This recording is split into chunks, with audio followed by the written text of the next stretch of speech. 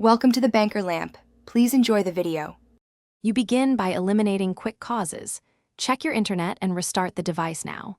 Once done, make sure date and time are correct, because Play Store fails when timestamps mismatch. Free up at least a few hundred megabytes if storage is very low, and disable battery saver or restricted background data so services can run. These first actions often restore the app, and they prepare the system for the next, more technical repairs, without wasting time on unnecessary reinstall attempts. Next, you clear and reset the core services. Open App Settings, clear cache and data for Google Play Store and Google Play services. This removes corrupted temporary files. Then force stop both apps and reboot the device so the system restarts background processes. If Play Services is outdated or blocked, update it via a trusted APK or let Play Store update after restart.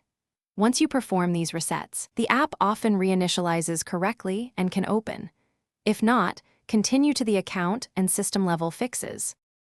Finally, address account and system-level issues. Remove your Google account, reboot, then re-add it so Play Store re-authenticates. Make sure syncing is enabled.